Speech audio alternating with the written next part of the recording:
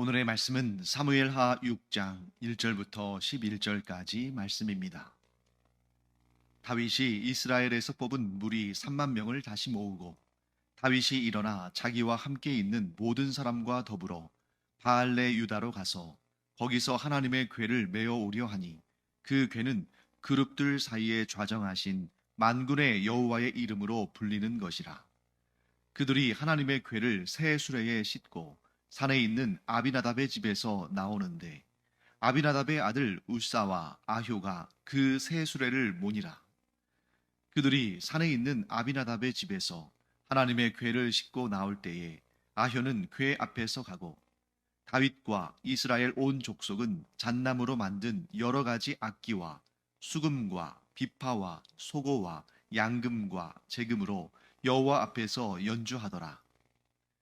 그들이 나곤의 타작마당에 이르러서는 소들이 뛰므로 우사가 손을 들어 하나님의 궤를 붙들었더니 여호와 하나님이 우사가 잘못함으로 말미암아 진노하사 그를 그곳에서 치시니 그가 거기 하나님의 궤 곁에서 죽으니라. 여호와께서 우사를 치심으로 다윗이 분하여 그곳을 베레스 우사라 부르니 그 이름이 오늘까지 이르니라. 다윗이 그날에 여호와를 두려워하여 이르되 여호와의 궤가 어찌 내게로 오리요 하고 다윗이 여호와의 궤를 옮겨 다윗성 자기에게로 메어 가기를 즐겨하지 아니하고 가드 사람 오벳 에돔의 집으로 메어 간지라. 여호와의 궤가 가드 사람 오벳 에돔의 집에 석 달을 있었는데 여호와께서 오벳 에돔과 그의 온 집에 복을 주시니라. 네, 오늘 우리가 읽은 본문의 내용은 아비나답의 집에 오랫동안 모셔져 있던 언약궤를 다윗이 자기가 세운 그 다윗성, 이스라엘의 수도죠. 그 다윗성 안으로 모셔드리고자 그 언약궤를 이동하는 그러한 역사가 기록되어 있는 장입니다. 여기서 여러분 우리가 아주 잘 외워뒀으면 하는 그런 내용이 있는데요. 블레셋에게 빼앗겼던 언약궤를 다시 되찾아오는, 사실 이스라엘 백성들이 되찾아오는 것이 아니라 블레셋 땅에 들어갔다가 그 땅에 있는 모든 우상신들과 이 블레셋 사람들을 치신 그 하나님의 놀라운 역사로 인해서 블레셋 사람들이 더 이상 이 이스라엘의 여호와 하나님의 언약궤를 우리가 붙들어 둘 수 없다, 우리 땅에 있게 할 수가 없다 하고 이제 돌려보낸 그런 역사가 있었고, 그래서 그렇게 해서 이스라엘 땅에 다시 들어온 언약궤가 아비나답의 집에 모셔진 그 역사, 그리고 오늘은 그 아비나답의 집에 모셔져 있는 언약궤를 다윗이 다윗성 곧 예루살렘으로 모셔오는 역사, 이런 역사가 이제 기록되어 있습니다. 그런데 이 두 역사 사이에는 상당한 시간 차이가 있어요. 그래서 블레셋에게 빼앗겼던 언약궤를 다시 되찾아오는, 정확히 말하면 블레셋 사람들이 가져갔던 언약궤가 그 땅을 심판하고 다시 돌아오는 그 역사는 사무엘상 6장, 그리고 그렇게 해서 다시 돌아온 언약궤가 아비나답의 집에 오래 있었는데 그 아비나답의 집에 모셔진 언약궤를 다윗이 예루살렘 곧 다윗성으로 모셔드리는 그 과정을 기록한 역사가 사무엘하 6장, 공교롭게도 둘 다 6장이죠. 그래서 여러분 이렇게 외워두시면 되겠습니다. 사무엘상 6장에는 블레셋에게 빼앗겼던 언약궤가 그 땅을 심판하시고 이스라엘 땅으로 돌아오시는 내용이 기록되어 있고, 사무엘하 6장에는 그렇게 해서 아비나답의 집에 모셔졌던 언약궤를 다윗이 다윗성 곧 예루살렘으로 모셔오는 그 역사가 기록되어 있다. 사무엘상 6장과 사무엘하 6장, 이 두 장을 여러분들이 꼭 기억해 두시면 좋겠습니다. 그런데 사무엘상 6장에서 하나님의 언약궤가 블레셋 땅에서 이스라엘로 돌아오는 그 과정들을 기록한 다음에 한 장 넘어가서 사무엘상 7장 2절에 뭐라고 기록되어 있냐면, 궤가 기럇 여아림에 들어간 날부터 20년 동안 오래 있은지라 이스라엘 온 족속이 여호와를 사모하니라. 이렇게 되어 있습니다. 괴가 기럇 여아림에 들어간 날부터. 이 기럇 여아림은 오늘 본문에서는 바알레 유다라고 표현하고 있죠. 뭐 같은 지역인데 이름을 달리 부를 뿐입니다. 그 기럇 여아림 혹은 바알레 유다에 있는 산에 사는 아비나답의 집에 20년 동안 오래 있었다. 이렇게 되어 있어요. 그리고 오늘 다윗은 그 아비나답의 집에 있는 여호와의 언약궤를 다윗성으로 예루살렘으로 모셔오려고 합니다. 그러면 언뜻 생각하면 사무엘상 7장 2절에 여호와의 궤가 기럇 여아림에 20년 동안 오래 있었다라는 기록을 보면 20년 후에 즉 아비나답의 집에 모셔진 지 20년이 지나서 다윗이 여호와의 궤를 그 언약궤를 다윗성으로 곧 예루살렘으로 옮겨오고자 했구나 이렇게 생각할 수 있다는 거죠. 그런데 그렇게 되면 시간에 굉장한 문제가 생깁니다. 자, 왜냐하면 여호와의 궤가 아비나답의 집에 모셔진 때는 아직 사무엘이 이스라엘의 영적인 지도자로 본격적으로 활동하기 전이에요. 그 사건으로 말미암아 엘리와 홈리와 비누아스가 그날에 여호와의 궤를 빼앗긴 날에 죽잖아요. 그때는 아직 사무엘이 본격적으로 이스라엘의 영적 지도자로 나타나기 전입니다. 자, 그러면 여호와의 궤가 아비나답의 집에 모셔진 때로부터 그 다음에 사무엘의 시대, 그 다음에 사울왕의 시대, 그리고 다윗의 통치기의 일부, 예를 들면 유다에서 즉 헤브론에서 7년 6개월 동안 통치한 다음에 그 다음에 예루살렘으로 올라와서 다윗성을 짓고 또 상당 기간 어느 정도 통치했을 거 아닙니까? 그러니까 상당한 기간 시간차가 난다는 거죠. 대략 한 80년 정도 시차가 난다고 볼 수 있습니다. 그러면 사무엘상 7장 2절에서는 아비나답의 집에 20년 동안 오래 있었다라는 기록이 있고 그 다음에 그 아비나답의 집에 오래 있었던 언약궤를 다윗성으로 옮겨오는 그 역사, 그 역사는 80년이란 그로부터 80년이 지났다는 거죠. 20년과 80년 시차가 발생하죠. 어디에 문제가 있는가? 그것은 사무엘상 7장 2절에 여호와의 궤가 기럇 여아림에 들어간 날부터 20년 동안 오래 있은지라. 그리고 그 20년이 지난 다음에 다윗이 그 궤를 다윗성으로 모셔갔다. 이 뜻이 아니에요. 여호와의 궤가 기럇 여아림에 모셔진 날로부터 20년 동안 오래 있었다는 것은 그 다음에 이어질 사건과의 관계 속에서 나온 시간의 차입니다. 시간입니다. 그러면 이 여호와의 궤가 아비나답의 집에 모셔진 그 사건 다음에 언급되는 사건이 뭐냐면 사무엘 선지자가 이스라엘 백성들을 불러 모아서 어디로요? 미스바로 불러 모아서 그들에게 너희가 전심으로 여호와께 돌아오려거든 회개하고 오직 여호와만 섬겨라. 우상을 버리고 오직 여호와 하나님만을 섬겨라. 하고 이스라엘의 영적인 대각성을 도모했던 그 사건. 그 사건까지가 20년이었다는 거죠. 즉 아비나답의 집에 모셔진 언약궤 그때로부터 20년이 지나서 사무엘이 본격적으로 이 미스바의 영적 대각성을 통해서 이스라엘 전체의 영적 지도자로 세워졌다. 그 시간, 그 20년을 가리키는 것입니다. 그리고 나서 60년이 지나서 약 80년이 지나는 거죠. 아비나답의 집에 여호와의 궤가 모셔진 다음에 그래서 이제 이 아비나답의 집에 여호와 하나님의 언약궤가 모셔진 그 이후로부터 약 80년쯤 지나서 다윗이 드디어 여호와의 궤를 모셔올 마음을 갖게 되고 그것을 실천하게 되는 것입니다. 그때 다윗은 얼마나 기대감에 찼겠어요. 나는 이렇게 백향목으로 지어진 아름다운 왕궁에 살고 있는데 여호와 하나님의 괴가 아비나답의 집에 저렇게 오래 있으니 이거 안 되겠다 하고 기쁜 마음으로 여호와 하나님의 괴를 모셔오는 그런 결정을 하는 것입니다. 자, 그런데 그 다윗의 아주 좋은 마음, 다윗의 그 기특한 마음에서부터 시작했지만 일이 처음부터 꼬이기 시작합니다.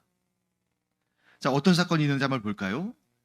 여호와의 괴를 어떻게 운반하냐면 소가 모는 수레, 소가 모는 수레에, 새 수레에 싣고 나오게 합니다. 그러니까 새 수레를 준비한 거 보면 그래도 최선을 다해서 지극정성으로 준비한 것 같아요. 새 수레니까. 아마도 이 수레를 준비한 이유는 여호와의 괴가 블레셋 땅에서부터 나와서 베스메스까지 올 때, 그때에 소가 끄는 수레를 타고 왔거든요. 그러니까 그것을 생각한 것 아닌가. 그렇지만 여러분, 그것은 하나님께서 정하신 방식이 아니라 이교도들의 풍습입니다. 하나님께서는 뭐라고 정하셨냐면 언약궤를 운반할 때는 언약궤 양쪽에 고리를 달고 그 고리에 채를 꿰어서 그 채를 제사장들이 어깨에 메고 운반하라 라고 말씀하셨어요. 그런데 다윗은 이 어마어마한, 이 중요한 프로젝트, 여호와의 궤를 다윗성으로, 예루살렘으로 모셔오는 이 정말 중요한 프로젝트를 하면서 가장 중요한 이 언약궤를 운반할 때 어떤 방식으로 해야 되는지에 대해서 하나님께서 명령하신 그 내용을 온전히 검토하지 않은 거죠. 다윗뿐만 아니라 아비나답의 집에서 여호와의 궤를 섬기는, 즉 제사장의 역할을 하는 그들도 그 내용을 숙지하지 못하고 있었던 것입니다. 너무나 안타까운 일이죠. 그래서 그 궤를 운반하도록 그 임무를 맡은 사람이 누구냐면 아비나답 집의 우사와 아효입니다. 우리가 사무엘상 6장에서 사무엘상 이제 7장에 나오죠. 7장 1절에서 아비나답의 집에 이 언약궤가 모셔지고 아비나답이 자신의 아들 엘리아사를 따로 세워서 여호와의 궤를 지키게 합니다. 그런데 오늘 이 사무엘하 6장의 본문을 보면 언약궤가 운반되는 과정 가운데 엘리아살, 곧 언약궤를 지키는 그 직분을 맡은 사람의 이름이 등장하지 않죠. 왜 그럴까요?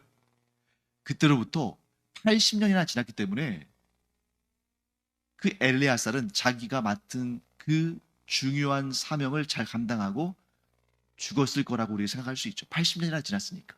그러면 오늘 이 다윗성으로 언약궤를 옮기는 이 중요한 직무를 맡은 우사와 아효는 엘레아살의 아들이거나 조카일 수도 있겠죠. 그러니까 아비나답에게는 손주뻘이겠죠. 아비나답도 엘레아살도 이미 죽어서 이 땅에 있지 않았을 겁니다. 그런데 아비나답의 이름이 나오는 이유는 뭐예요? 아비나답의 가문이니까 그렇게 이제 언급하는 거죠.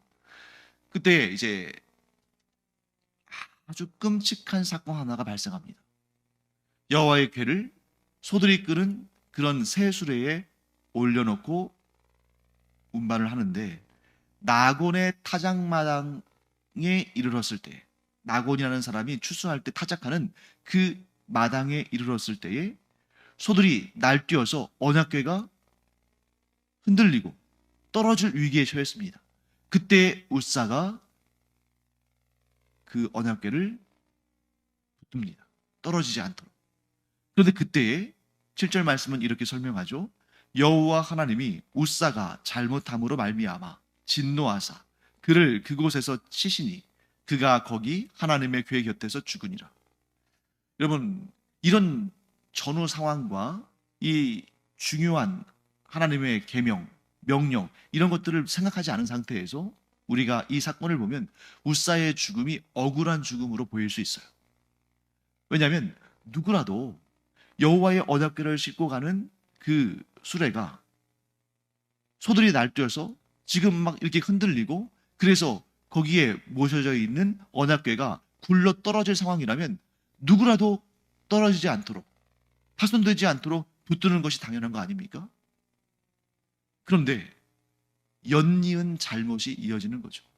자, 여호와의 궤를 수레에 실어 옮기는 것 자체부터, 그 처음부터 잘못됐을 뿐만 아니라 우사가 만일 이 여호와의 궤를 옮기는 그 직분을 맡은 사람으로서 그에 대한 하나님의 뜻, 하나님의 명령을 미리 숙지하고 있었다면, 알고 있었다면 그런 일은 행하지 않았을 거라는 거죠. 왜 그렇습니까? 제사장이라 할지라도 언약궤를 함부로 만져서는 안 됩니다. 그러면 반드시 죽는다. 하나님께서 그렇게 명령하신 거죠. 그렇기 때문에 좀 전에도 말씀드렸습니다만 언약궤의 양쪽에 채를 꿰는 고리를 달고 거기에 긴 채를 꿰은 다음에 제사장들이 그것을 어깨에 메고, 그러니까 마치 옛날에 가마를 매듯이 그렇게 어깨에 메고 이동해야 한다는 거죠. 왜 채를 꿰어서 어깨에 매서 이동하도록 그렇게 하나님께서 지시하셨을까요? 제사장이라 할지라도 언약궤에 거룩하신 하나님의 임재를 나타내는, 상징하는 그 거룩하신 하나님의 임재가 있는 언약궤를 함부로 만져서는 안 된다. 하나님께서 그렇게 명령하신 것이고, 그렇게 해서 함부로 만지면 죽는다. 분명히 하나님께서 말씀하신 것입니다. 그렇기 때문에 이러한 내용을 알지 못하고, 정확히 알지 못하고 이 본문을 읽으면 하나님 너무하시다. 그리고 우사는 너무 불쌍하다. 그래도 어떻게 해서든지 간에 자기가 맡은 임무, 언약궤를 잘 이동하는 그 일을 위해서 언약궤가 굴러 떨어지는 것보다는 그렇게 궤에 손을 대서 궤가 떨어지지 않도록 막는 것이 더 중요한 거 아닌가? 아닙니다. 우리는 여기에서 어떤 답을 찾아야 되냐면 하나님의 명령을 명확히 알아야 되고 그것을 분명히 지켜야 한다는 것입니다. 지금 여러분 이 장면들을 한번 하나씩 다시 한번 기억해 보세요.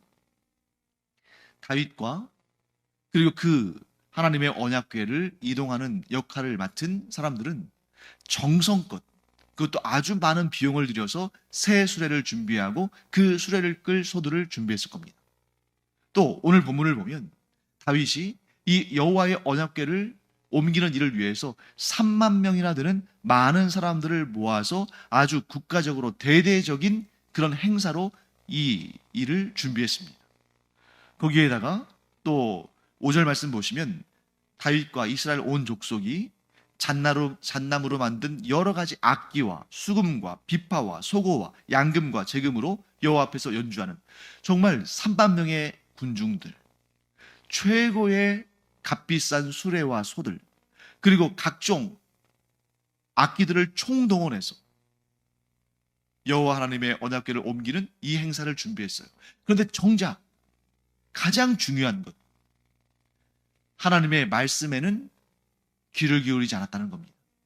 겉으로 보면 너무너무 화려하고 경건하고 대단한 행사지만 정작 가장 중요한 여호와의 언약궤를 옮길 때는 어떤 방식으로 하라, 그렇게 하지 않으면 죽는다 하신 하나님의 그 명령을 아무도 기억하지 못한 거예요. 아무도 찾아보지 않았고 아무도 숙지하지 않았습니다. 그러니 우사의 죽음은 억울한 죽음이 아니라 당연한 죽음. 왜? 하나님께서 그렇게 하는 것, 곧 여호와의 언약궤에 손을 대는 것은 사망, 곧 죽음의 형벌로 다스린다고 말씀하셨거든요. 다윗도 우사도 이스라엘 백성들 가운데 그 누구도 그 계명, 그 명령을 기억하지 못했기 때문에 이런 비극적인 일이 발생한 것입니다. 사랑하는 성도 여러분, 이 사건은 비단 3,000년 전의 에피소드 하나로 끝날 일이 아니라 참 안 됐다, 참 불쌍하다 이런 일이 아니라 오늘 이 시간, 이 시대를 살아가는 우리에게도 너무너무 중요한 그런 사건으로 우리에게 하나님께서 보여주시고 들려주시는 것입니다. 바로 이런 것이죠. 내가 옳다고 생각하는데 정작 하나님의 뜻이 아니면 어떡하는가? 나는 내 판단에 내 양심에, 내 지식에, 내 경험에 따라서 이렇게 하는 것이 옳다고 생각하고 그렇게 하면 하나님께서 기뻐하실 것이라고 생각했는데 정작 하나님의 뜻이 그것이 아니라 내가 하나님의 뜻을 정확히 알지 못하고 하나님의 뜻을 풍성히 알지 못해서 내가 하나님의 뜻과 전혀 다른 하나님께서 기뻐하지 않으시는 식으로 내가 살아가고 있다면 이게 얼마나 위험한 일인가. 사랑하는 성도 여러분, 그렇기 때문에 우리는 결코 교만할 수 없습니다. 내 자신이 완전하다. 내 자신이 문제없다. 내 자신이 바르다. 그런 생각은 굉장히 위험하다는 거죠. 그래서 우리는 항상 우리 자신을 돌아보고 겸비해야 됩니다. 과연 오늘, 지금 내가 생각하고 말하고 결정하고 행동하는 것이 과연 하나님의 뜻에 합당한 것인가? 그렇지 않을 수도 있다는 그 가능성을 늘 생각하며 우리의 삶의 모든 순간마다 하나님의 뜻을 내가 알고 깨닫고 그 뜻에 순종하는 그런 삶을 살아야 한다는 것이죠. 이게 바로 영적인 겸손입니다. 다윗은 그 마음에 너무 기쁘고 즐거워서 흥분했을 거예요. 그래서 자기 자신으로서는 최선을 다해서 수레도 준비하고 인파도 그 인원들도 준비하고 악기들도 준비하고 그래서 최선을 다해서 여호와 하나님의 언약궤를 다윗성으로 모셔오는 그 일을 진행했지만 결국 가장 중요한 하나님의 뜻에 순종하는 그 일은 잊어버리고 하나님의 뜻대로 하지 않았다는 거죠. 사랑하는 성도 여러분, 그렇기 때문에 우리는 하나님을 아는 지식이 더 풍성해져야 됩니다. 우리가 하나님을 풍성하게 알면 알수록 그리고 우리가 하나님을 정확하게 알면 알수록 이러한 실수와 오류와 죄와 문제들을 답습하지 않는 거죠. 그런데 우리가 하나님에 대해서 잘 모르면 하나님에 대해서 알기는 아는데 정확하게 모르면 겉으로는 모든 것이 하나님 앞에 경건하고 충성스럽고 하나님께서 기뻐하시는 일처럼 보이지만 정작 하나님의 뜻과는 다른 방향으로 갈 수도 있다. 사랑하는 성도 여러분, 이 내용을 볼 때 과거에 일어났던 그 끔찍한 일이 데자부처럼 반복되는 것처럼 보이지 않습니까? 블레셋 땅에 있던 여호와의 궤가 벳세메스로 올라왔을 때 그 벳세메스 사람들이 하나님에 대한 지식이 부족해서 하나님의 말씀을 기억하지 못해서 하나님의 말씀에 순종하지 않고 자기들의 호기심에 따라서 여호와의 궤를 들여다보다가 많은 사람들이 죽었잖아요. 그런데 그 80년 후에 다윗이 언약궤를 다윗성으로 옮길 그때에 다윗도 하나님의 명령을 따르지 않았고 우사도 하나님의 명령을 지키지 않아서 언약궤에 손을 댔다가 그 자리에서 심판을 받아 즉사하는 이 안타까운 사건이 80년 만에 다시 반복된 것입니다. 사랑하는 성도 여러분, 그럼에도 불구하고 좋은 일도 반복되는 것을 보게 돼요. 거기에 소망이 있죠. 그 80년 전에 아비나답은 모든 사람들이 두려워하는 그 일, 여호와의 언약궤를 맡아서 보관하는, 섬기는 그 일을 받아들였고 자기의 아들 엘리아사를 여호와의 궤를 섬기는 자로 지명하고 그를 그 일을 잘 감당할 수 있도록 지지했습니다. 지원해 줬습니다. 그런데 생각해 보세요. 벳세메스 사람들이 많이 죽었습니다. 자기의 금쪽 같은 아들, 얼마나 귀한 아들이겠어요. 그 아들이 여호와의 언약궤를 모시다가 죽을 수도 있는 거 아닙니까? 그럼에도 불구하고 그 아들을 하나님께 내어드렸어요. 그렇게 충성스럽게 온 마음을 다해서 진심으로 하나님의 일을 감당하는 그 아비나답의 집에 하나님께서 복을 주셨습니다. 그리고 오늘 다윗조차도 두려워서 내가 어떻게 이 여호와의 언약궤를 다윗성으로 모셔갈 수 있을까? 안 되겠다. 두려워서 안 되겠다 하는 그때에 오벳 에돔의 집에 이 여호와의 궤가 모셔지고 그도 역시 아비나답처럼 전심으로 여호와 하나님의 궤를 지키고 모셨을 때 하나님께서 그 가정에 큰 복을 주시는 것을 보게 됩니다. 여러분, 이 두 개의 사건이 데자뷰처럼 반복되는 것 한번 보세요. 베스메스 사람들이 죽었고 우사가 죽었습니다. 그러나 아비나답의 집이 복을 받았고 오벳 에돔의 집이 복을 받았습니다. 우리가 잘못된 일을 반복하고 죄를 답습하는 그런 인생이 아니라 이런 복되고 거룩하고 경건하고 아름다운 일을